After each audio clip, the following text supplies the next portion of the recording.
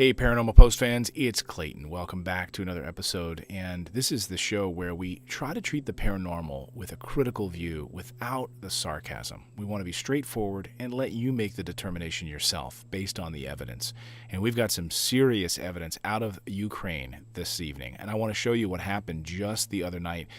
Mysterious blood-sucking creature is back once again. Now, this region seems to have a history of this, and they're used to Chupacabra style sightings.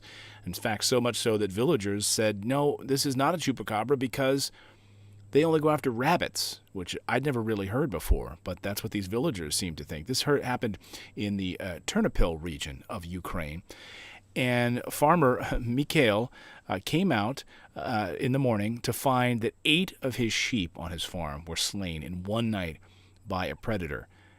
We don't know yet what it is, and the vet in the area still has no idea. But just take a look at some of these sheep. And you would think that a predator in this area, according to the veterinarians who examined it, would have said, look, if this was any kind of normal predator, they would have devoured part of the flesh, right? That's what they go after. But instead, these sheep were exsanguinated. They had the blood drained from their bodies. In fact, about 12 liters of blood was drunk at one time, according to the vet on site. In fact, they said this was the most amazing part to me. There was nothing left, no blood at all, completely removed. And he said when he examined one of the sheep, the heart was completely empty of blood, which never happens. He said it's interesting. The heart without blood, that's just not something that happens. It was bone dry. 8 sheep on this farm, all slain in one night, and looking for different tracks. They were unable to find any different tracks that could have identified a particular creature that this farmer would have had to deal with. Again, the farmer's name is Mikhail Ostapayuk, who stumbled upon the dead sheep when he got up in the morning, and he went to tend to the flock, and they were perfectly fine the night before, and he didn't hear anything overnight, which would have led to this problem. So then the examination of the animals indicated they were killed in succession too, which I find interesting. So, I've never seen a flock of sheep and what they would have done had a predator come into their midst. But you would think that if it was a wolf or some other predator, they would have run, especially if they saw one of the other sheep being eaten by a predator. They would have fled and started to run, or at least caused some sort of a noise, so much so to wake up Mikhail. But he said he didn't hear anything.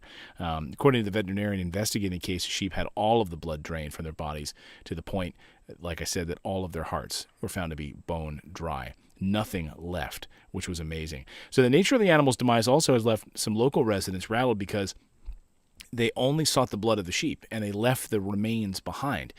And it has a lot of them confused as to what's happening. It's very perplexing because if it's an obvious culprit, like some sort of a dog or a wolf or some sort of a canine, you would think that it would be devouring the flesh. It would be eating the flesh like a wolf would of the animal in order to provide the protein and the sustenance. But that hasn't happened here yet. And at this point, they're probably just hoping that it's not going to come back. If you look at his yard too, you can see that he has a proper fence around it as well. So something managed to get over the fence and come into this flock and destroy these poor 8 sheep.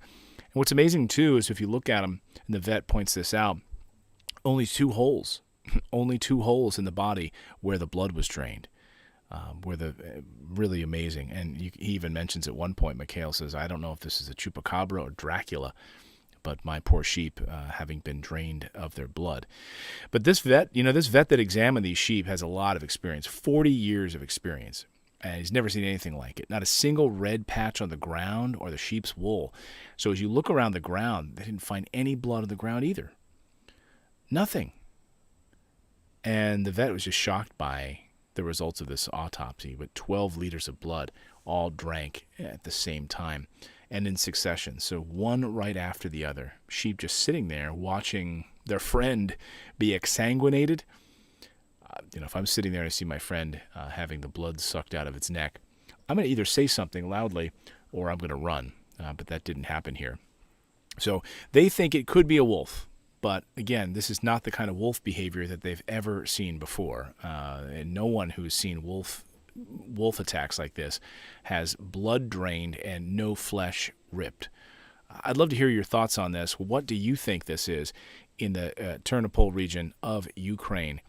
Is this some kind of chupacabra? Is this explainable?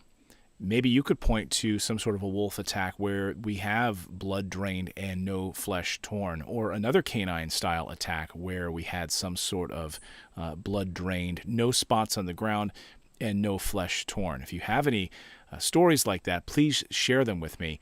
I would love to hear them, and we can do a follow-up on this story and keep our eye on what's happening over there. But obviously this entire village has been rattled by this because there are so many sheep farmers in this region that sell their wool, and this is causing quite a panic over there.